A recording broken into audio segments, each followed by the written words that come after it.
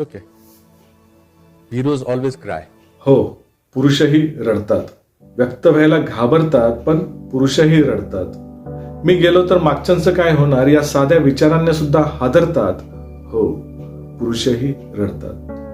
भारतातील पुरुषांची सगळ्यात मोठी समस्या कोणती आहे माहिती आहे?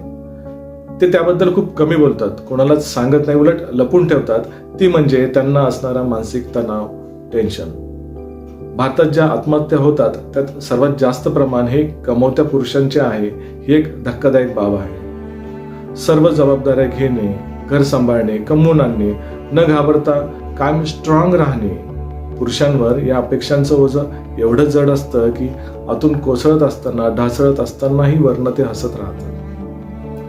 काय मुलींसारखं रडतोस, मुलगा रडत नसतो, हे असं ऐकत पुरुष मोठे होत असतात. आर्थिक दडपण, अनेक जबाबदाऱ्या, भावनांना व्यक्त करणे ही कमजोरी समजणारी आपल्या समाजाची नजर. त्याला स्वतःच्या मनाचं ऐकायला वेळच मिळत नाही. पण बदल इथूनच सुरू होतो. कुणाशी तरी मन मोकळं करायला हवं. दिवसातून किमान 10 मिनिटं स्वतःसाठी ठेवा.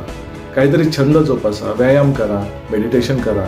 याने मन, शरीर दोन्ही हलकं राहतं. मी ठीक नाही हे मान्य करणं कमजोरी नाही, ते मान्य करायलाही ताकद लागते. आणि हो, गरज असेल तिथे तज्ञांची मदत नक्की घ्या.